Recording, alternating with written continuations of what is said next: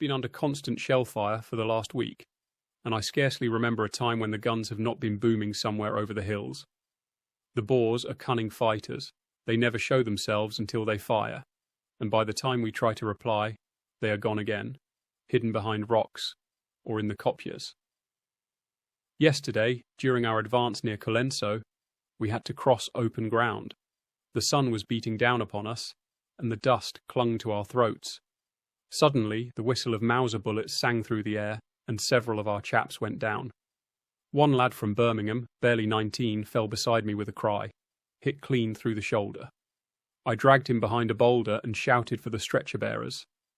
Later that evening, as the light fell, the Boers opened up with one of their long toms. The shells screamed overhead and burst behind us in terrible flashes. One exploded close enough to lift the ground under me, filling my mouth and eyes with earth. I remember praying I wouldn't be buried alive. When the shelling stopped, I looked around. The smell of cordite, dust and blood hung heavy in the air. Dead horses lay scattered about, some of our men too. The sergeant major went from group to group, making sure we were still able to move. He was pale, but calm. We pushed forward again, and by dawn the enemy had retreated from the ridge. These Boers are brave and clever fighters. They don't fight like us. They strike and vanish. But we are determined. We will not leave South Africa until this job is done. I only hope I see England again.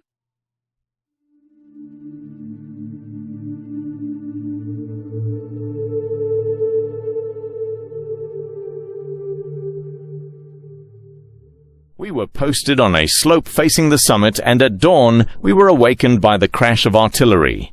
We crept up, our Mausers ready. The English had taken the top in the night and were now entrenching. We had to drive them off. The sun rose to reveal a grim sight. Their men were digging frantically with bare hands and mess tins. Our artillery opened up from the surrounding ridges, and we, the Johannesburg Commando, began our advance up the hill under cover of rocks and scrub. It was a terrible fight. The summit was narrow, and the British were packed close together. We could see them clearly, some crouching, others firing wildly, and wounded men trying to crawl away. Our fire was deadly. We had no machine guns, but our Mausers were accurate and fast. One of our men beside me dropped with a bullet in his neck. Another took his place without a word. The air was full of screams, rifle fire, and shouts in English and Dutch.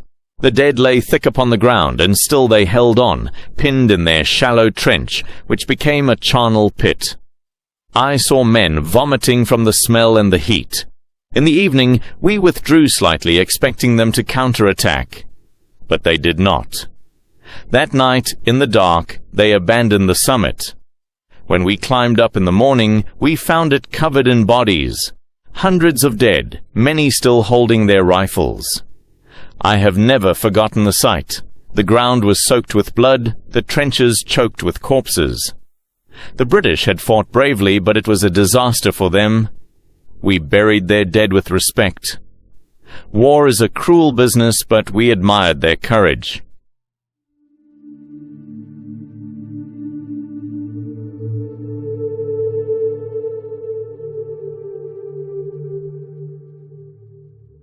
At first light we realized with horror that we had taken the wrong hill. The summit was barely trenched, and we were fully exposed. Worse still, the Boers held the surrounding heights, and now opened fire upon us from 3 sides. The bombardment was merciless. Shells burst overhead with deafening cracks, and Mauser bullets whistled constantly. Men dropped like flies. The shallow trenches offered little cover, and many lay dead atop one another, their bodies riddled with bullets. I found myself beside a young lieutenant from the Lancashires who had just turned 20. He was struck in the neck and died within minutes, clutching a photo of his sister. There was confusion everywhere. Orders were shouted and countermanded. At one point, a rumor spread that reinforcements were coming up, only for us to realize they had been turned back. Many officers had fallen, and command became uncertain. Still, the men fought bravely. There was no panic, only a grim determination to hold the summit.